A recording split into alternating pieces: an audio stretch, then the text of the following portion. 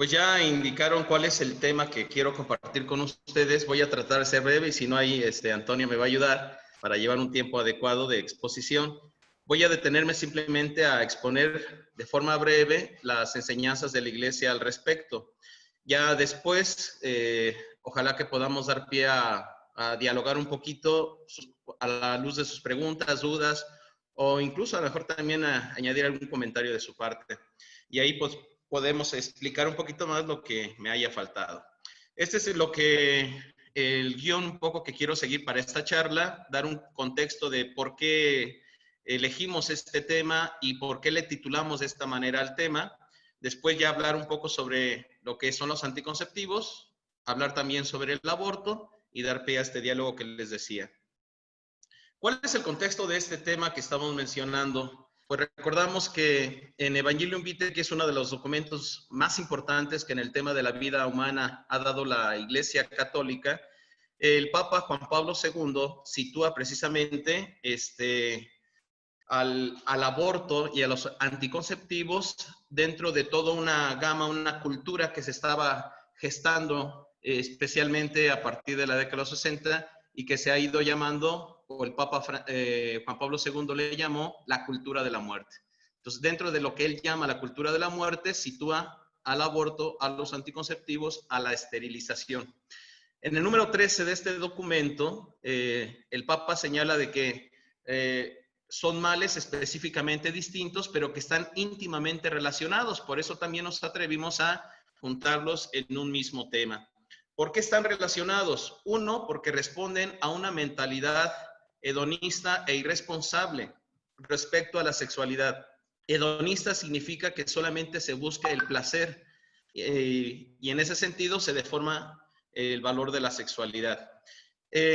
Porque ambos, anticoncepción y aborto, presuponen un concepto egoísta de la libertad, donde solamente importa el individuo que actúa y los demás no. En este caso concreto, la procreación se ve como un obstáculo al desarrollo de la propia personalidad y por lo tanto un mal que se debe evitar a toda costa, ¿no?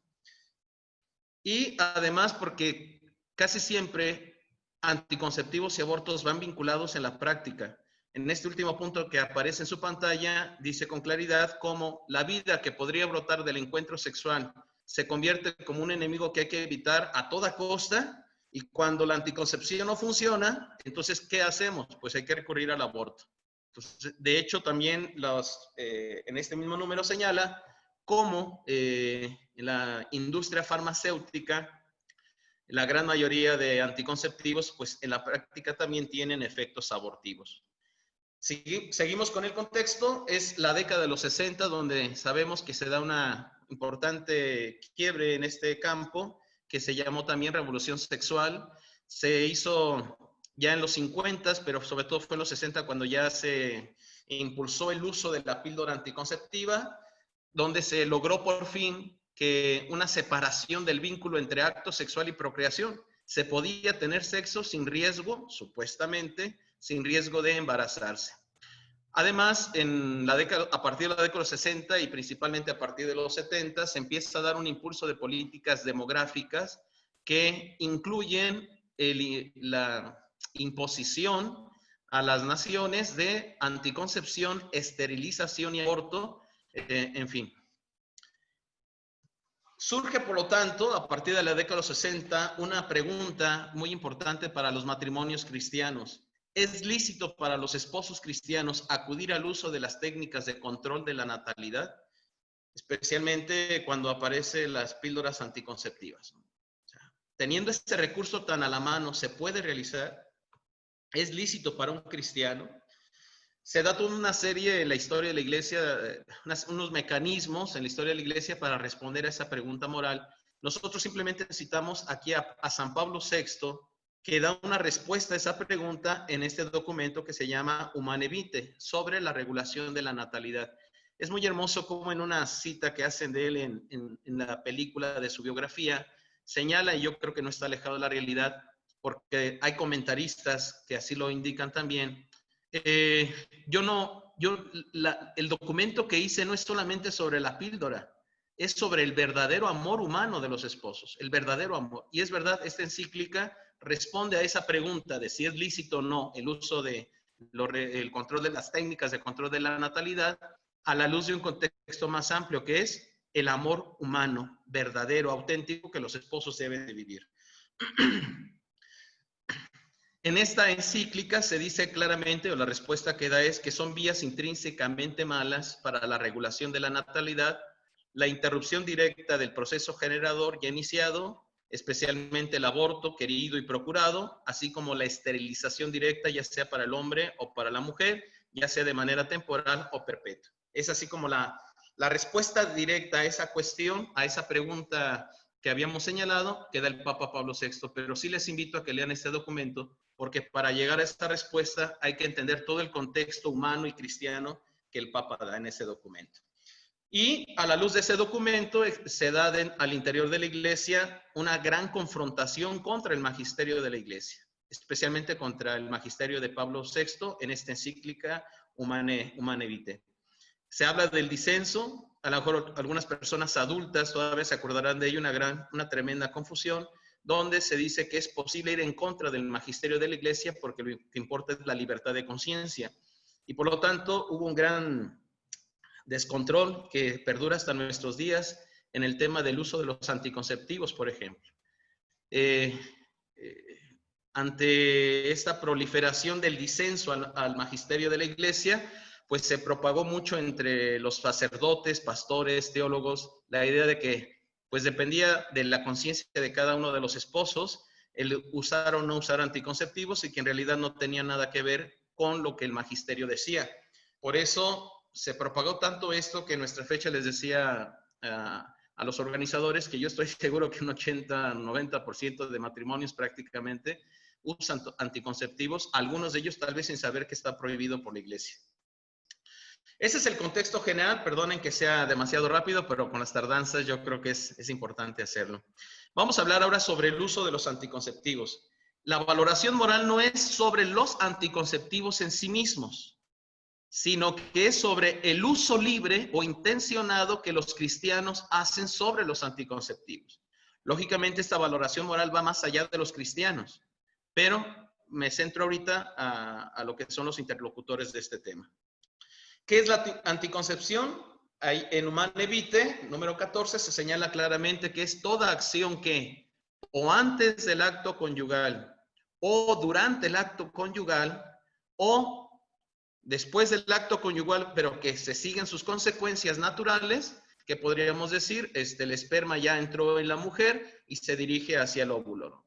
Se proponga como fin o como medio hacer imposible la procreación. Eso es, en concreto, lo que el Papa Pablo VI en Humane Vitae indica que se entiende por anticoncepción. Vean ustedes otra vez que aparece la palabra acción. Estamos hablando de actos libres de las personas. No estamos haciendo una valoración sobre, ¿qué podríamos decir? La cosa en sí misma o la técnica en sí misma, sino el uso libre que hacemos o hacen de esa técnica los cristianos. Se trata de un acto conyugal, dice Humane Vitae, hecho voluntariamente infecundo, donde la generación de una nueva vida se ve como un mal que hay que evitar a toda costa, como señalábamos anteriormente citando a Evangelium Vitae, ¿no? Eso es lo que entendemos por anticoncepción. Aquí en la imagen aparecen dibujos de diversos tipos de técnicas anticonceptivas, las pastillas, el preservativo, condón profiláctico, como se le llaman en otros lugares, el DIU, o el dispositivo intrauterino, que tiene como una forma de T, las inyecciones que se utilizan, los parches, ahora ya hay implantes también, como que se ponen aquí se inyectan en el hombro de la mujer y de ahí va segregando, va expulsando las sustancias químicas para evitar que la mujer ovule o evitar la concepción. También está lo que dentro de esta gran gama de anticonceptivos se presenta, les decía también el tema de la esterilización. Por eso ahí en los dibujos aparece el tema de la ligación de las trompas de falopio o la vasectomía en el caso del hombre. Todas estas técnicas, por decirlo de alguna manera, están englobadas en esta perspectiva que aparece de Pablo VI, de lo que hablábamos de qué es la anticoncepción. Otra vez, no estamos calificando no estamos haciendo una valoración moral del preservativo, condón o las pastillas no. Estamos haciendo una valoración moral del uso libre intencionado que los cristianos o los esposos cristianos hagan de estas técnicas o de estos objetos. ¿Qué valoración moral da a este uso de los anticonceptivos o a la acción anticonceptiva? Es clarísima la valoración moral que da Humanae Vitae, por lo tanto la doctrina oficial de la Iglesia, que es un acto intrínsecamente desordenado, deshonesto, y es indigno de la persona humana. Por lo tanto, ¿se puede hacer un uso recto de los anticonceptivos? La respuesta clara es no. La respuesta clara es no, y si vemos todos los documentos que han salido después de Humanae Vitae que hacen referencia al tema de la sexualidad, al tema del amor conyugal y por lo tanto al tema de la fecundidad, se hablará de esta valoración moral. Ha habido polémicas al respecto, pero estas polémicas están más bien en el tema de los pastores o los teólogos, pero en la doctrina de la Iglesia Católica, la oficial, que es la que debe guiar nuestras conciencias y nuestras decisiones libres, claramente se dice. El uso o el acudir intencionada libremente al uso de los anticonceptivos es intrínsecamente desordenado, deshonesto, indigno de la persona y por lo tanto moralmente malo. Que para un cristiano se traduce además en pecado. Además de hacer una acción humanamente mala, es decir, que va en contra del bien de la persona, se entiende como pecado, porque esa acción mala daña e incluso rompe nuestra comunión con Dios. Dios siempre nunca dejará de amarnos, Dios siempre nos amará, Dios siempre estará con nosotros, pero nuestras acciones ciertamente pueden afectar, debilitar o incluso romper la forma en que yo me relaciono con Dios o mi comunión con Dios. ¿Por qué se da esta valoración? Aquí pongo algunas cuestiones morales que están implícitas y que justifican, por decirlo así, la valoración moral que el Papa y la Iglesia da al respecto.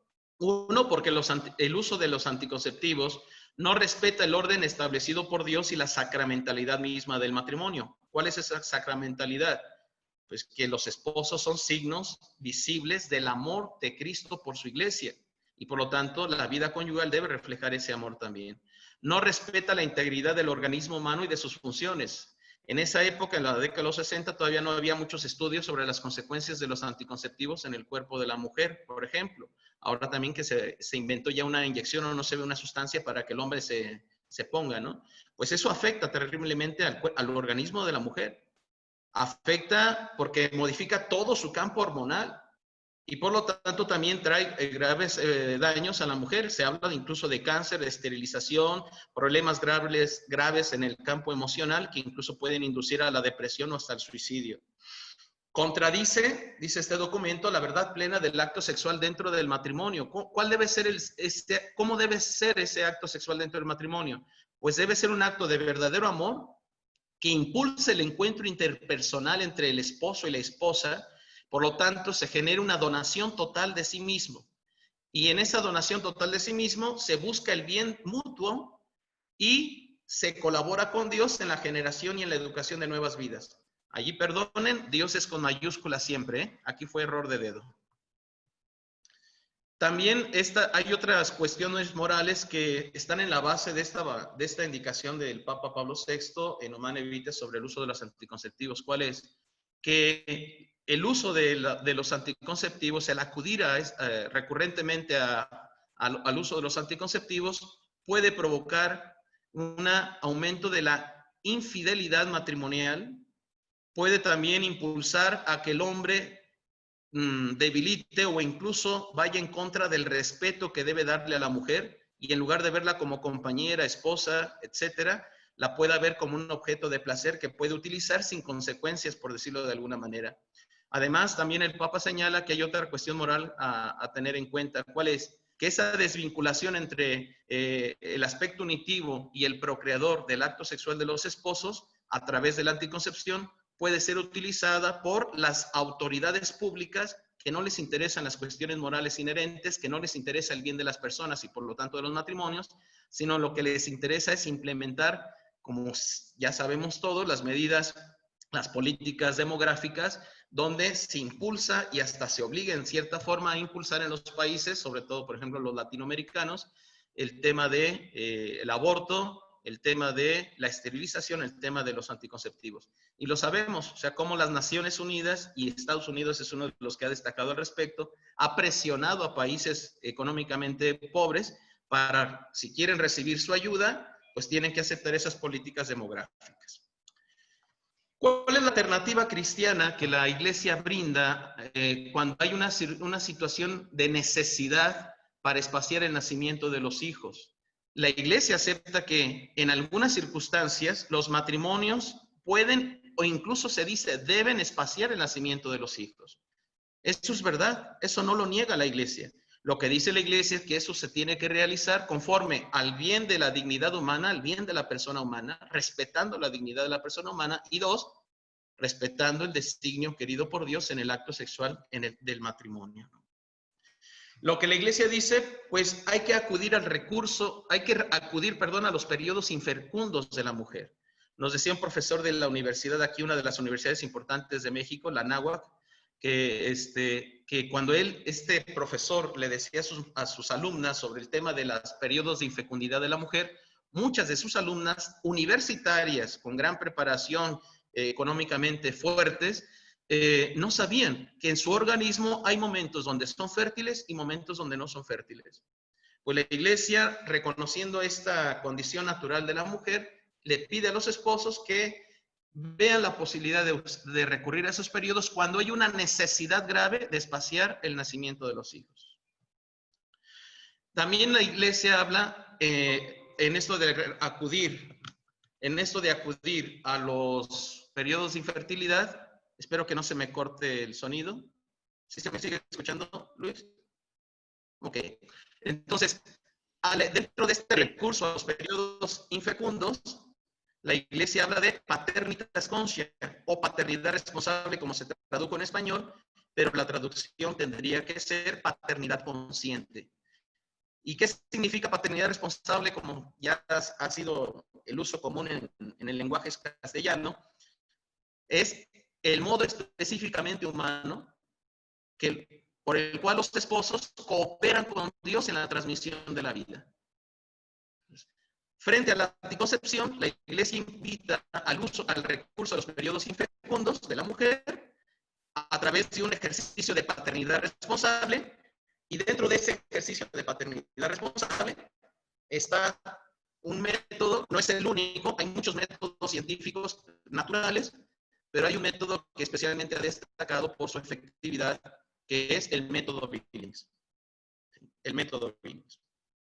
Ojalá que pues esto dé un poquito a preguntarnos más al respecto de esta alternativa y más en concreto del conocimiento de la paternidad responsable y el uso del método Billings, que no es método de la iglesia, es un método científico a través del cual la iglesia reconoce que es adecuado a la dignidad de la persona y a su santidad. Voy a dejar a un lado estas diferencias, simplemente las tengo aquí por si hay algunas consideraciones. ¿Qué diferencias hay entre anticoncepción y el recurso a los periodos infecundos? Sí los hay. En el mismo documento Evangelium Vitae, en ese número que está citado, las mencionan. Hay diferencias de fondo. Los esposos se sienten dueños de la vida, mientras que el recurso a los periodos infecundos se reconocen más bien colaboradores con Dios, etc. Pero hay que señalar algo que también en la iglesia se dice. No basta que el fin sea bueno en una acción, es necesario que los medios o las acciones que se eligen para realizar ese fin sean también buenas. En este caso, hay gente que puede recurrir a los periodos infecundos o más concreto a través del método Billings, pensando que como son medios buenos permitidos por la iglesia, pueden hacer uso indiscriminado de ellos. Pues es claramente también la doctrina al respecto. También es anticonceptiva la mentalidad que, sin razones proporcionadas, conduce a limitar exclusivamente a los periodos de infertilidad femenina el uso de la vida matrimonial o el acto sexual en el matrimonio. Por lo tanto, aunque acudamos a los periodos de infertilidad o a través del método Billings, si los matrimonios lo hacen guiados por egoísmo o guiados por un rechazo explícito directo contra la vida, poniendo la vida humana por debajo de otros valores o bienes morales, entonces están cayendo en una actitud anticonceptiva. Aquí se ve con más claridad cómo la valoración moral no recae directamente sobre el objeto porque son artificiales los anticonceptivos, no. También recurrir a los periodos de infecundidad, también acudir al método Billings es anticonceptivo si la intención con la cual se acuden es precisamente rechazar la vida humana, verla como un enemigo, ponerla por debajo de otros valores.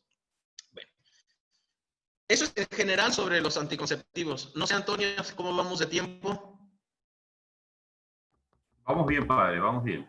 Bueno, sigamos con el tema. vamos ahora sobre el tema del aborto. Aunque tanto en Humane Vitae como en otros documentos de la época de la década 60 se une anticonceptivos con aborto, se distinguen en algo muy fundamental. De hecho, hago una cita al respecto, pero antes es, para poder entender por qué la Iglesia dice sobre el aborto lo que dice, hay que ver su contexto. ¿Cuál es el contexto de la valoración moral del aborto que hace la Iglesia? La valoración que la Iglesia hace sobre la vida humana.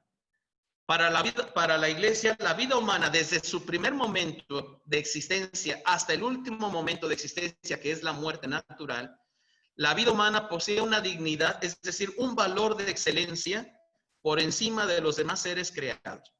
Por lo tanto, la vida humana no puede compararse con los minerales, no puede compararse con las plantas, los vegetales, no puede compararse con ningún animal.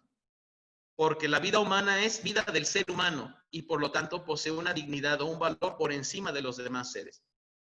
Ese es el sentido profundo de la vida, de la vida humana a la luz del cristianismo. Y más aún, sabemos que la vida humana procede de Dios. Por eso se considera que la vida es un don sagrado y como tal debe ser respetado. ¿Qué entendemos por aborto? Aquí hay que tener cuidado porque hay que distinguir la acción externa del acto moral. ¿Por qué? Porque externamente podríamos estar hablando de lo mismo, un aborto, pero moralmente se estaría hablando de dos realidades morales distintas. Una cosa es un aborto espontáneo, que eso no entra aquí en la consideración moral que estoy manejando, porque el aborto espontáneo no es intencional, no va directamente contra el bebé, no quiero la muerte del bebé, sino se produce incluso muchas veces en contra de la voluntad de los esposos, ¿no? Aquí hablamos del aborto, de la acción directa contra la vida humana en el vientre materno. Procede del latín aporior, que significa morir antes de nacer. Pero en este sentido se aplica aborto tanto al espontáneo como al provocado, porque se produce la muerte de una persona antes de nacer. ¿Cuál es la diferencia? Cuando nosotros hablamos o cuando en la iglesia se habla del aborto como pecado, por ejemplo, se está hablando no de una muerte del bebé o de la persona antes de nacer, cualquiera, sino una muerte que yo provoqué, que tú provocaste o que fue provocado por otro ser humano. Se define como aborto, es lo que entendemos en esta exposición y es lo que se entiende en la doctrina de la Iglesia. Incluso este punto de Evangelium Vitae número 58 está citado por el Catecismo de la Iglesia Católica. La eliminación. Otros podríamos hablar de un sinónimo. ¿Cuál es? Asesinato, destrucción. Es la eliminación directa y voluntaria, como quiera que se realice, de un ser humano en la fase inicial de su existencia, que va de la concepción al nacimiento. Cuando esta eliminación de este ser humano se da en el momento del nacimiento o después del nacimiento, ya no se puede llamar aborto, se tendrá que llamar directamente de infanticidio. Pero aborto, como lo manejamos en el campo moral de la doctrina cristiana, se entiende esta eliminación directa y voluntaria de cualquier técnica o forma en que se realice de un ser humano en la fase inicial de su existencia, en ese periodo que va desde la concepción hasta el momento de su nacimiento. Aquí pongo ya nada más imágenes de diversas técnicas abortivas, como dice la cita que hemos utilizado, ¿no? Está la píldora del día de después. Muchos piensan que porque se elimina el embrión humano, como es algo prácticamente microscópico, no es aborto, ¿no? Sí. En el momento mismo de la concepción ya no es un óvulo ni es un esperma, es un nuevo individuo de la especie humana genéticamente completo, distinto al padre, distinto a la madre. Por lo tanto, la píldora del día después es abortiva. ¿Por qué? Porque elimina la vida humana que acaba de iniciarse. Está otras técnicas cuando ya el bebé está en desarrollo antes de las 12 semanas o incluso se usa mucho también después de las 12 semanas. En Estados Unidos y en Latinoamérica ya se está queriendo extender a más de 12 semanas, lo cual ya es tremendo también. El tema de por inyección de sustancias salinas, quemar al bebé, o lo de desmembramiento, destrozar al bebé para poderlo retirar, o el de succión, que es que a fin de cuentas también se destroza al bebé para poderlo extraer y después desechar. No hay una imagen, no encontré una imagen donde se está promoviendo tanto el tema del aborto en Estados Unidos, creo que lo estaba aplicando, no sé si en Nueva York, Hillary Clinton también creo que le estaba promoviendo lo del aborto incluso hasta el 9º mes. Incluso se habla de, cuando va saliendo el bebé, clavarle, como los toros en las plazas de toros, una estocada en el cuello para provocarle la muerte. Y se defiende diciendo que eso no es asesinato porque como el bebé apenas está en el canal de nacimiento, todavía no es ciudadano. Y por lo tanto todavía no tiene el derecho que los ciudadanos tienen y por lo tanto estaría dentro de lo que se llama aborto y lo cual está permitido en esas legislaciones. O sea, el bebé asesinado en el momento de salir del vientre materno. Vean ustedes si no se aplica lo de Apocalipsis cuando se habla del dragón que está esperando que la mujer con alas dé a luz para devorar a sus hijos. Para mí, perdonen, pero ahorita creo que es una imagen gráfica tremenda de eso, el aborto, y todo el aborto, y especialmente ese donde se está esperando que nazca el bebé para matarlo, pues vean ustedes si no cumple el tema del Apocalipsis. ¿Cuál es la valoración moral que se da al aborto?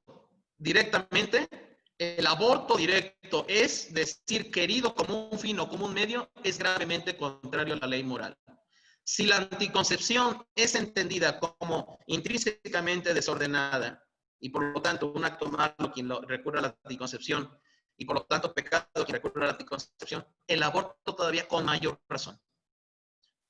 Porque la anticoncepción atenta contra la dignidad de la persona y la dignidad del acto conyugal y la santidad del acto conyugal. Pero el aborto, además de eso, asesina a un ser humano. Inocente, absolutamente inocente. Por eso también se dice que toda cooperación formal a un aborto, estamos otra vez hablando del aborto en un sentido moral, que lo definíamos, constituye una falta grave. Un crimen abominable, incluso se le da ese título, y por lo tanto puede caer en la pena de excomunión. No solamente el que aborta, sino los que cooperan formalmente el aborto, también pueden recibir esta pena de excomunión que ahorita la menciono. En cuestión del estado de gracia, el aborto es un pecado grave y mortal. Es decir, es un pecado grave porque atenta al bien humano fundamental, que es la vida humana. Y es mortal cuando ese acto tremendo de asesinar a un ser inocente en el vientre materno se hace con plena conciencia y con plena advertencia. Son las tres condiciones que la Iglesia señala para un pecado mortal. Materia grave o un acto grave, que sea un acto grave, que haya conocimiento y que haya voluntariedad en el que lo realiza. Y ese acto rompe nuestra comunión con Dios, desquebraja nuestra comunión con Dios. Dios nunca deja de amarnos, eso hay que recordarlo, pero con nuestras acciones imposibilitamos, incapacitamos que ese amor de Dios actúe en nosotros.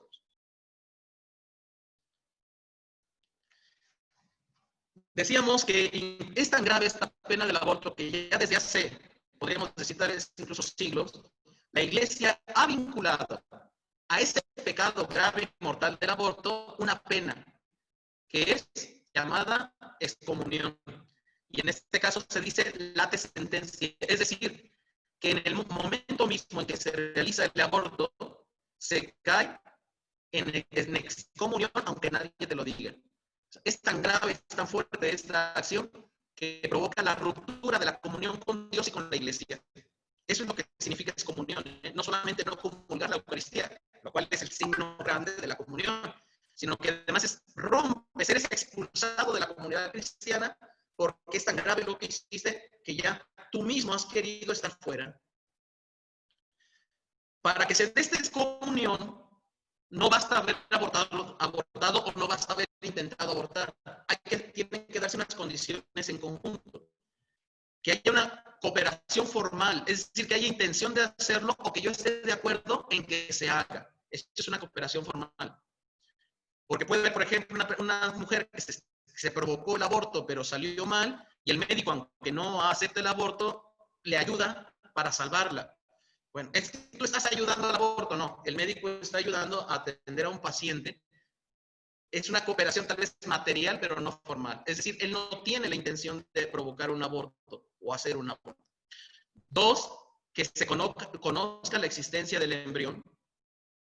Tres, que efectivamente se produzca el aborto. El mero intento no produce excomunión. Sí produce el pecado grave y mortal, pero no la pena de excomunión. Vean ustedes que hay una diferencia. El acto del aborto de suyo es grave y mortal, como pecado. Pero para poder caer en excomunión se requiere además estas otras condiciones que estoy señalando. Que se conozca la pena de excomunión que va a añadir al tema del aborto. Y haber cumplido la mayoría de edad conforme a derecho, que son 16 años. Es tan grave el pecado de aborto que la absolución o el perdón del pecado del aborto que había caído en excomunión estaba reservado al obispo y a los que a él les diera la facultad para perdonarlo, o a los que por oficio tenían la facultad de perdonarlo. El aborto que no caía en excomunión sí lo podía perdonar cualquier sacerdote, pero el aborto que sí caía en excomunión, eso solamente el obispo o las personas aquí señaladas. Pero como un acto de misericordia, impulso de la conciencia de la misericordia de Dios sobre el pecado del hombre, el Papa Francisco en este documento, Misericordia et Misera de 2016, concedió a todos los sacerdotes, ya no solo a los obispos o a los antes mencionados, sino a todos los sacerdotes, nos concedió la facultad de poder perdonar el pecado de aborto que había caído también en excomunión. Esto no es interpretar que el Papa Francisco dice que el pecado de aborto es menos grave, no. Es porque él quiere resaltar lo que los evangelios dicen, lo que los apóstoles dicen. Donde abundó el pecado, sobreabundó la gracia, la misericordia. Todos los sacerdotes ahora podemos perdonar el pecado de aborto que ha caído en excomunión. Lo que tenemos que hacer, además de la confesión como conocemos, es decir la fórmula de levantamiento de la pena y después dar la absolución del pecado. ¿Qué podemos hacer ante todo este tema del aborto? Y con eso ya voy cerrando la exposición al respecto. Primero, ser incansables promotores del evangelio de la vida. Ustedes, principalmente los esposos en su familia, pero también en sus trabajos, en las escuelas, en la cultura, en la política, en la economía, en toda la sociedad tienen la misión como laicos, como cristianos de la iglesia en el mundo, pues tienen esta gran misión. Todos, los sacerdotes también, pero principalmente, oye, ustedes los laicos son la mayoría de la iglesia. Dos, impulsar las leyes que respeten la vida humana desde su concepción hasta su muerte natural. Los que tengan la vocación a la política, y todos somos animales políticos, por decirlo así, tienen que luchar para que haya estas leyes. La verdadera democracia es cuando el pueblo verdaderamente hace que sus gobernantes dirijan a la sociedad por los rumbos donde el pueblo quiere, no donde a ellos se les venga en gana. Evitar la cooperación formal y directa del aborto. ¿Cómo me puedo yo quejar del aborto si yo también? Es que cuando en mis hijos no se daba el tema del embarazo, sí defiendo la vida. Y ahora resulta que mi hija querida, mi hijita amada, se embarazó. En este caso ya entiendo por qué hay que abortar. No, no es posible. Si somos cristianos, hijos del Dios de la vida, y entendemos la dignidad humana en todos sus momentos y en todas sus circunstancias, aunque a nosotros seamos afectados, aunque en nosotros veamos esta situación difícil, debemos defender la vida, debemos promover la vida. Hay que poner en práctica, sobre todo, a los agentes de salud, médicos, enfermeros, enfermeras, etcétera, personal de limpieza incluso, la objeción de conciencia. La objeción de conciencia es la herramienta que desde nuestra libertad tenemos todos los ciudadanos y por lo tanto también los cristianos para que no nos obliguen a realizar abortos. No sé, en otros países, aquí en México está tremendamente castigado el tema de que te opongas al aborto si eres médico, enfermero o enfermera. No se dice públicamente conciencia, pero en la práctica son castigados. No hay una verdadera respeto a la objeción de conciencia, que es el respeto a la libertad.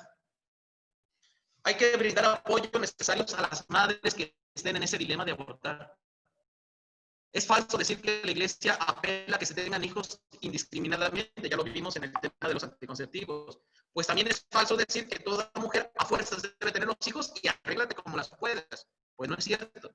La Iglesia debe acompañar a estas mujeres, no solo el sacerdote, que también hay que tener cuidado, no es el sacerdote el que debe acompañar solo, es toda la comunidad cristiana en tu parroquia, en tu rectoría, en tu grupo, este mismo grupo que se está haciendo por internet, por decirlo de alguna manera también, ¿no? Porque nos interesan las dos vidas, y para mí ese fue un lema maravilloso que en estos años se ha destacado en la lucha por la vida. No solamente nos interesa el bebé, que claro nos interesa el bebé, también nos debe interesar la madre. Entonces, en vez de políticas abortivas, deben promoverse en este caso políticas de ayuda y acompañamiento a las madres que estén en este dilema, y las comunidades cristianas debemos también trabajar para eso. Facilitar el tema de la adopción. Y promover una educación sexual adecuada en la juventud. Esos son puntos que enseña la Iglesia al respecto, ¿eh? No son que yo me esté inventando. Y pues habrá otras maneras de cómo propiciar esto. Pues esta es la exposición que yo traía, no sé. Vamos. Sí, padre, muchas gracias. Realmente, desafortunadamente, estos temas se tienen que abordar muy profundamente, y siempre nuestro enemigo es el tiempo. Sí, hay varias preguntas. La primera es de que si estamos dentro de la parte de la concepción o los anticonceptivos, fue usted bastante claro y extenso de la relación sexual durante el matrimonio. Pero la pregunta que viene es, ¿qué pasa con estos adultos jóvenes que hoy por hoy quieren o posponen la unión o el sacramento del matrimonio por largo tiempo y son activamente sexuales, tanto los hombres como las mujeres? El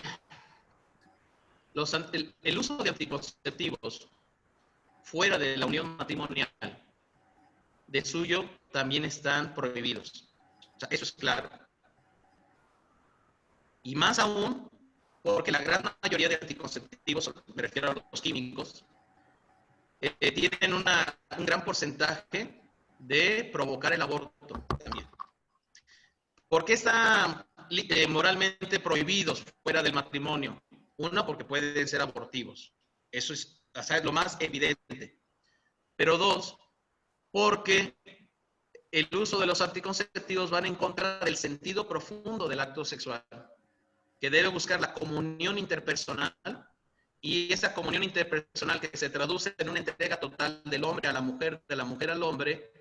Lógicamente, si es una entrega total, si es una entrega de amor real, debe estar abierto a las consecuencias de esa entrega.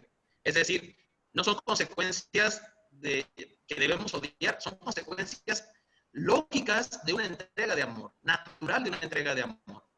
Nuestra entrega de amor es tan verdadera y auténtica que genera una persona humana. Ahora bien, de suyo, se deben evitar todo este tema de anticonceptivos. Hay una cuestión, y eso hay que aceptarlo también, de que el que tenga una mirada de voy a tener relaciones aunque mis padres me hayan educado, aunque yo sé que es pecado, etcétera, pues un mínimo sería de ver cómo evitar la enfermedad, el peligro de muerte o un posible embarazo. Y en este caso, algunos hablan o se dice la posibilidad de usar el preservativo o el condón. Pero eso es porque ya la acción en sí misma es mala. Y lo que hay que hacer es evitar otros males que se deriven de esa misma acción. Pero de suyo no es moralmente permitido el uso ni del condón, ni mucho menos de las pastillas o de las otras sustancias o las otras técnicas anticonceptivas. ¿Cuál debería ser la apuesta de los padres? La apuesta de los padres no es ponerle condones, perdonen la expresión, o pastillitas Adelante. a su hija en la bolsa o a su hijo en el bolsillo del pantalón. La opción es una verdadera educación cristiana en el sentido auténtico de la sexualidad humana y el sentido cristiano de la sexualidad humana.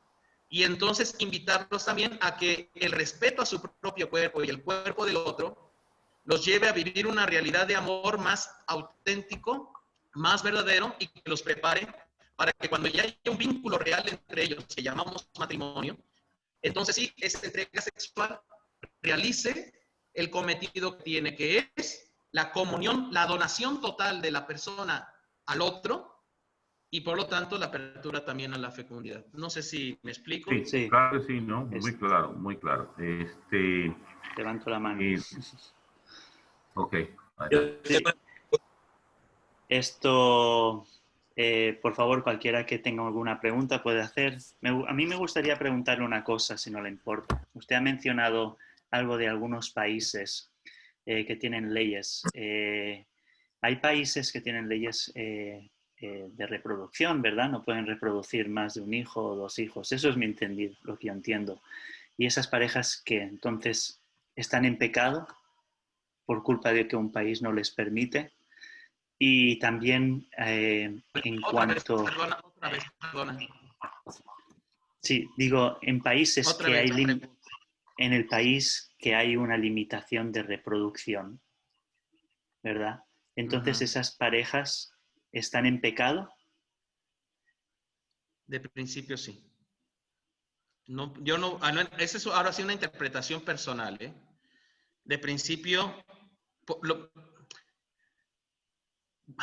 siendo más quisquilloso como moralista, no puedo afirmar que estén en pecado, porque eso implica que tengan libertad de acción, por decirlo así.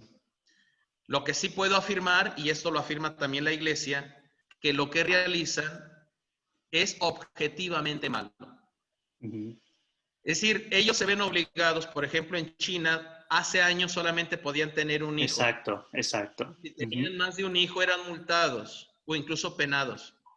Ahora ya se les permitió tener 2 hijos. Creo que hay otros países que también tienen una legislación similar, o incluso países donde no hay esa legislación, pero toda la estructura social, cultural y económica los obliga a pensar así, que basta tener un solo hijo y 2, ¿no? Ahora,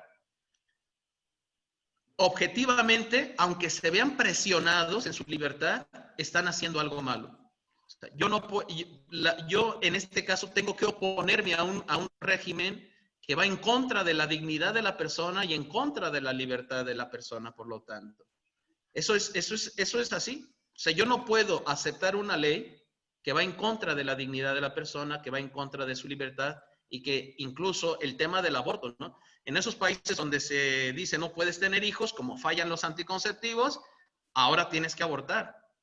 Y más aún, si yo teniendo las posibilidades, digo, yo es el hipotético, yo soy sacerdote, no estoy casado, no tengo hijos. Yo me veo obligado a usar, o que por ley me dicen, si tienes más hijos, te voy a poner multas, te voy a poner sanciones, pues recordar que la persona humana es un bien por encima de los demás bienes, incluso el económico y tal. ¿Cuál es la opción que deben hacerse? Pues con mayor razón deben usarse las opciones que la Iglesia dice al respecto. ¿Cuál es? Una educación en la castidad, que la castidad es mucho más que abstenerse de relaciones sexuales, es mucho más hermoso, y abarca la totalidad del ser. Una educación en la sexualidad, también el recurso a los periodos de infertilidad de la mujer y por lo tanto un mayor conocimiento e implementación de los métodos naturales, en concreto el método Billings. De hecho, en China, el método Billings, según algunos reportes o lecturas que he hecho, se está implementando mucho más que en estos países de Occidente. ¿Qué método, perdón? Método Billings, el que señalamos en el tema, método Billings. No sé cuál es, perdón. Y es fundamental, de hecho tiene un 98 punto y algo de porcentaje de efectividad. Entonces, esos son los otros campos. Y el hombre hacerse, y cuando el hombre... Toda la esterilización de hombre y mujer es moralmente contraria. ¿Por qué? Porque es una actitud contraria a la vida, contraria a su vocación matrimonial y además es una, ¿cómo se dice? Una mutilación en una parte de su cuerpo que no es por un motivo médico. Si fuera una mutilación porque tengo cáncer de testículos, no habría problema. Pero es una mutilación que hago sin necesidad y lo hago con una intencionalidad negativa que es la exclusión de la vida. Ujú. Bien, Salvador, creo que quieres... Yo quería preguntar de eso de la acto sexual. Yo quería preguntar como cuando son cesáreas, como para la mujer que tiene cuestión de riesgo de vida, algo así. Sí. Aún ahí, bueno, Pepe Alcántara, que nos está acompañando en esta sesión, me corrige y dice que es el 99.5% de efectividad del método Billings, ¿eh? O sea, vean ustedes hasta dónde hay que conocer esto del método Billings. Es muy importante. Con lo que ustedes señalan del tema, pero hay que saber implementarlo, ¿eh? No basta un folletito. Con la pregunta que ustedes hacen es muy complicado. ¿Por qué? Porque ahí entra el tema de la veracidad del profesionista médico. ¿Cuántas veces, yo en esta universidad donde estudié, hay una clínica universitaria de buen nivel, de muy buen nivel a nivel nacional? Y nos decía un ginecólogo que él, con su esposa ha tenido más de 5 hijos y han sido todos por cesárea. Y él afirmaba que lo que sucede es que la cesárea está mal hecha, está mal realizada, y por eso pone en riesgo a la mujer. Y más aún con todo este impulso de políticas demográficas antihumanas, no podemos dudar que incluso se aplaude que se mutile a la mujer para ir en contra de esa apertura natural, de ese deseo natural de tener hijos. Ahora bien, cuando verdaderamente hay riesgo de la vida de la mujer, primero, no es un riesgo eminente, es un riesgo posible. Como todos tenemos la posibilidad de tener cáncer. Ya ve lo que le pasó a Angelina Jolie, que él, porque en su familia hay un gran historial de, creo que tumuraciones en la matriz, ¿qué hizo ella? Creo que se la quitó o algo así hizo, ¿no? Eso es pecado. ¿Por qué? Porque ella no tenía ese riesgo inminente. Era un riesgo lejano. Por lo tanto, por sentido común, no tenía razón realmente de hacer esa intervención médica. Entonces, en este asunto que dice, si es un riesgo lejano, posible, pero no inminente, no se justifica mucho menos el uso de la esterilización. 2, si realmente hubiera ese riesgo, si fuera real, e incluso hasta inminente, podríamos decir, ahí es donde los esposos también deben mostrar su verdadero amor. Yo como esposo no voy a poner en riesgo la vida de mi mujer a quien amo simplemente por satisfacer mis deseos sexuales o mis necesidades sexuales, si queremos incluso hasta el tema de necesidad. O sea, yo te amo tanto a ti que si tener relaciones te pone en riesgo, yo soy capaz de no tener relaciones contigo. No porque no te amo, sino porque te amo muchísimo y mucho más que a mí mismo. Ese es otro campo. Nada fácil. Nada fácil. Y el Papa en el Evangelio Vitae lo señala con claridad. Habría que ver también la cuestión de acudir a estas posibilidades de el método Billings, a los periodos de infertilidad, etcétera. Y por último, recordar también que incluso hay esterilizaciones que no salen bien, ¿eh? Yeah. Y que hay gente que se han hecho esterilizaciones y que luego con nuestros hospitales o los centros de salud al rato salen embarazadas también, ¿eh? Ha habido hasta esa situación. Se puede decir más, pero con esto creo que ayuda. Hay una pregunta que me mandan por Facebook, que es si el método Billings es el mismo método ritmo. No. Y yo espero que Pepe Alcántara aquí me mande una información para decir algo más claridad. No, el método del ritmo es principalmente, según conozco, el método del ritmo se busca o tiene que ver con el periodo de la menstruación de la mujer. Y a la luz de eso se establece una calendarización para ver si estoy en tiempo de fertilidad o no infertilidad, y puedo tener o no tener relaciones. El método Billings es mucho más completo. Sí tiene en cuenta el tema del ritmo, tiene en cuenta el tema de la menstruación, pero implica también una observación inmediata por parte de la mujer, donde ella revisa sus genitales y ve la mucosidad que hay en sus genitales. Y a la luz de esa mucosidad, ya depende, hay muchas características. Digo, no, hay dos características, si es viscosa, etcétera, o si es más reseca, etcétera. No recuerdo ahorita bien. Según sea esa mucosidad, te está diciendo en ese momento si eres fértil o eres infértil. Y por lo tanto, hay más garantía con el método Billings que con el simple método del ritmo. Porque en el método del ritmo puede haber variantes en la menstruación de la mujer, en la calendarización de la mujer, y mucho más cuando son provocadas por todas las cuestiones químicas, por todas las cuestiones de pastillas, por todas las cuestiones de alimentos. En cambio, el método Billings es más abarcante y por eso el porcentaje de efectividad es mucho mayor. Pero digo, esto solamente es una indicación, conózcanlo y vivan los talleres de método Billings los que lo requieran. Sí. Germán tiene una pregunta. Germán Sí, tiene una pregunta. hay preguntas. Tenemos a Isabel, creo. Hola, hola, buenas tardes. Buenas tardes. Yo nada más un comentario rápido. Yo llevé el método Billings de mi hija.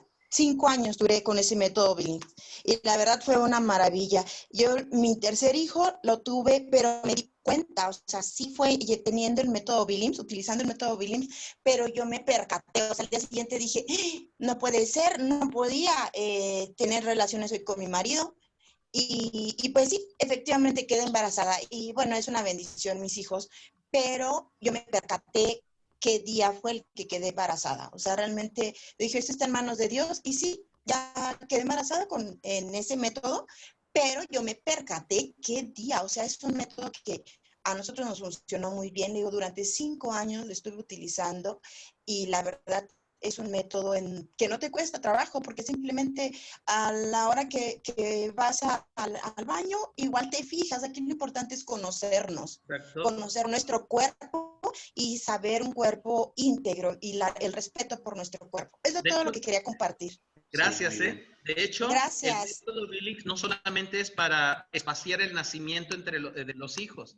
El método Billings también ayuda para saber cuándo es el momento más adecuado para poder quedarse embarazados. Y también incluso se dice, hasta posibilita el ver si va a ser hombre o mujer, pero en fin. El método Billings no es que sea 100% seguro. Hay un porcentaje mínimo del 0.5, un poquito más de posibilidad, pero ahorita lo que nos compartía la señora, es muy importante ver que cómo podemos verificar si mi decisión de usar el método natural, en este caso el método Billings, es moralmente bueno, es una acción buena, cuando yo lo utilizo primero porque hay una necesidad grave, 2, cuando a pesar de recurrir al método Billings, que en este caso ella dice, sabía que a lo mejor no debería haberlo usado, tener el acto sexual en ese momento, pero pues se dio, aunque yo quedara embarazada o el matrimonio quedara embarazado, como se acostumbra a decir ahorita, lo recibo con gran amor y con gran alegría. Cuando se da la vida, aún acudiendo al método Billings, y yo recibo esa vida con amor y entusiasmo, entonces quiere decir que sí estoy haciendo un recto uso del método Billings, moralmente hablando. Si no, sería que hay egoísmo y por lo tanto a lo mejor, aunque acudo al método Billings, estoy haciendo un acto moralmente malo porque es un acto anticonceptivo. No sé si me explico. Sí. ¿Germán? Germán. Vale, buenas noches, muchas gracias por su exposición, fue muy clara. Tengo una pregunta, creo que sencilla. En una elección política, el votar por uno de los candidatos que aboga por el aborto es pecado. Sí, así, claramente. La doctrina de la Iglesia en los documentos que están citados ahí, muchos otros que hay con el tema de la vida, se habla claramente que un político que promueve el aborto está realizando una acción antihumana, en primer lugar, antihumana, y por lo tanto también anticristiana. Y las personas que votan por ese político, ¿por qué estoy votando por él? En otras palabras, es porque yo estoy de acuerdo con las políticas que él quiere implementar. Y como el aborto es uno de los delitos o de los pecados más graves que hay, abominación le llama, entonces lógicamente yo no puedo votar por un político, un candidato que promueva el aborto. No porque tenga colores verde, azul, rojo, amarillo, no. Es porque esta persona quiere promover el asesinato de inocentes, por lo cual yo no puedo ser parte. Eso no, por lo tanto, yo estaría pecando si conscientemente voto por ese candidato que promueve el aborto. Eso es así. Ahora, Recuerden que en lo humano y en la política, por lo tanto, no hay perfección. No hay perfección. Hay políticos que promueven valores o bienes adecuados, pero que a la vez, junto con esas cosas buenas o acciones buenas, promueven otras acciones que no son muy buenas.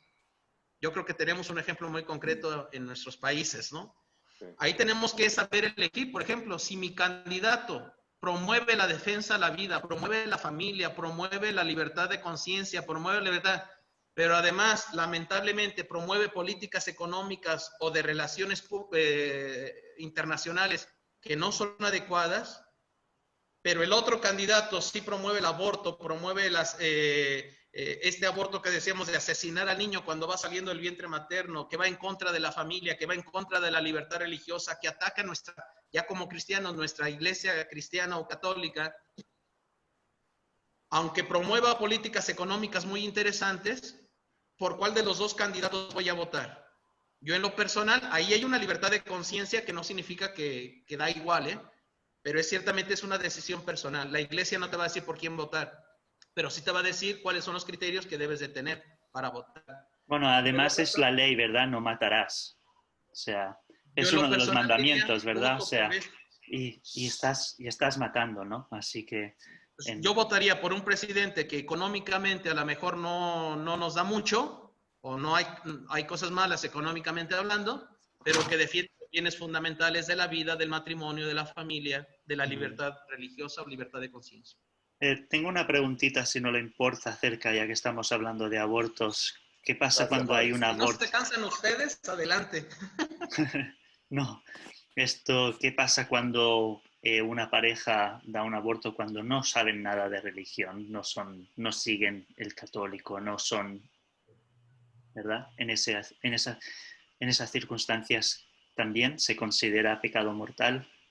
No se considera pecado porque no tiene una vinculación religiosa, no tiene una conciencia religiosa de relación con Dios, pero sí un acto moralmente e intrínsecamente malo.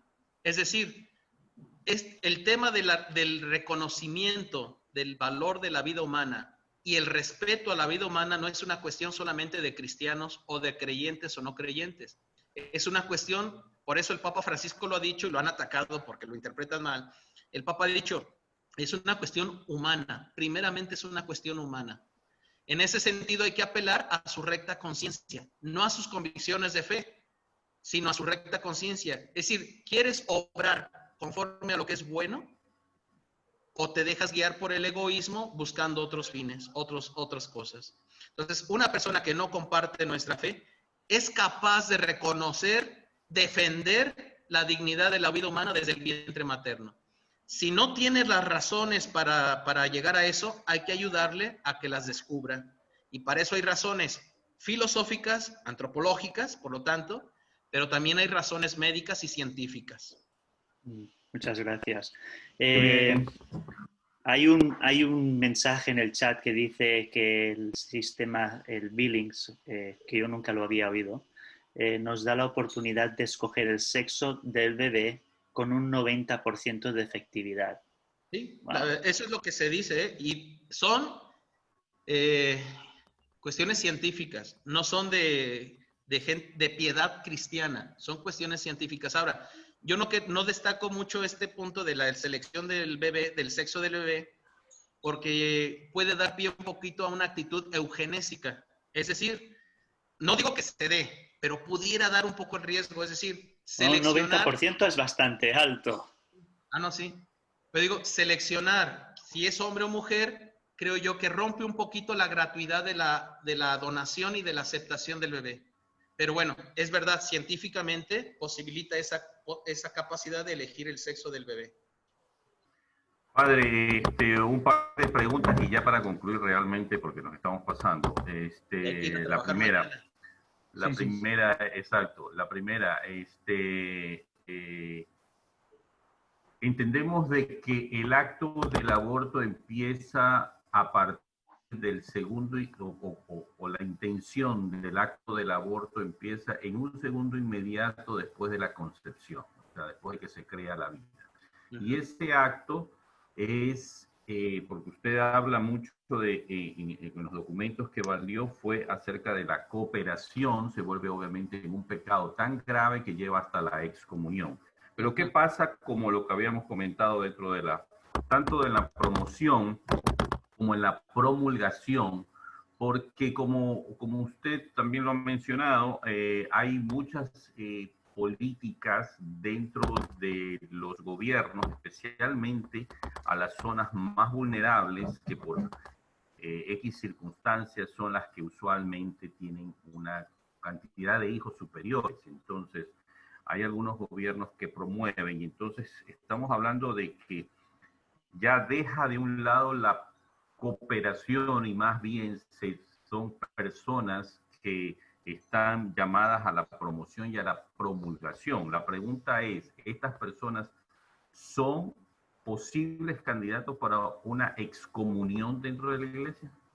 De principio, no. De principio, no. Como se entiende técnicamente o canónicamente el concepto excomunión, no. Porque no se dan todas las condiciones que les señalé. Una de ellas es no solamente que yo promueva el aborto, sino que efectivamente el aborto se realice por mi intervención o por mi consejo, por mi apoyo. Cuando yo promuevo el aborto, no se verifica si verdaderamente sucedió o no sucedió el aborto. Ya solo con ese causal no se cae en la pena de excomunión, en lo que técnicamente se llama excomunión. Pero sí se está realizando un pecado grave, y podríamos decir pecado mortal, si yo promuevo el aborto sabiendo que va en contra del bien fundamental del ser humano, que es su vida, y que va en contra de la santidad de la vida humana, la condición sagrada de la vida humana. Y en este caso, sí la excomunión en este sentido no se da, técnicamente hablando, pero sí comete un pecado grave y público, lo cual causa pecado de escándalo además. Y por eso se les puede negar, por ejemplo, la comunión eucarística a las personas que públicamente promueven el aborto. Pero recuerden, la excomunión es mucho más que no darles la comunión eucarística. Claro, es la separación total entre la iglesia y Dios y la persona. Y esta persona, exactamente. Pero estas personas que promueven el aborto públicamente, y por lo tanto no hay duda, claro. No hay duda, tú estás promoviendo el aborto, por lo tanto no te puedo dar la comunión eucarística. ¿Por qué? Porque públicamente estás promoviendo un pecado gravísimo. Una cosa antes, rapidito, porque me están diciendo aquí por el Facebook. Me están diciendo que esto de que se escoge el sexo, esto del 90% es falso. ¿De dónde sacan esta información? Bien, esta información sale primero de los testimonios mismos de las personas. Si ustedes se fijan, por ejemplo, aquí la señora Isabel Sandoval, también en el chat de esta videollamada, da su testimonio. Además, es una cuestión científica, es decir, los estudios, las estadísticas, que eso da una visión científica de algo, así lo indican. Estadísticamente nunca hay perfección, siempre hay fallos ¿no? Pero estadísticamente por eso hay una gran posibilidad incluso de determinar el sexo del bebé, que no significa que siempre se suceda. Solamente hay un gran porcentaje a diferencia de otras acciones. Pero es una cuestión de ciencia y por eso es importante ir. Hay páginas oficiales del método Billings. De hecho, el matrimonio Billings, que es un matrimonio de científicos, de médicos científicos, están también están a entrar en un proceso de beatificación, pero hay páginas oficiales de esta indicación. Pero recuerdo otra vez, lo importante no es si puedo elegir el sexo de mi bebé. Lo importante es que a través de este método puedo vivir mi paternidad responsable conforme a la dignidad personal, conforme a la santidad de mi matrimonio y conforme al proyecto de Dios. Y que exige por parte de los esposos muchas virtudes, como es el diálogo, como es la paciencia, como es la humildad, etc. Ya para concluir, y la última pregunta y comentario. Entonces, dentro de todos los sistemas anticonceptivos, el único que no sería abortivo porque no permite el término de concepción sería el profiláctico, el preservativo, el condón. Sí, de principio ese es el único que no sería abortivo. Los demás, salvo que no conocemos todas las marcas ni todos los productos anticonceptivos, pero generalmente Los demás se presume que tienen una gran nivel de ¿cómo se dice? Un gran nivel estadístico de abortos, de provocar abortos. El condón sería el único que no provocaría abortos. Todos los demás es muy posible que provoquen abortos. Correcto. Bueno, padre, yo creo que vamos a darle paso ya al cierre de algún comentario final suyo y de ahí pasamos a la oración. Muy bien, gracias. Vamos ahora entonces a la oración por la vida. Espero que sí me salga aquí la... ¿Sí? Sí, muy bien.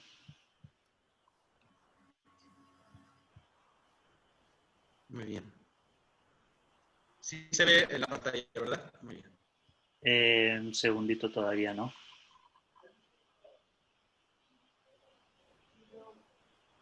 Muy bien, creo que ya. Ahora. Ya vemos la pantalla.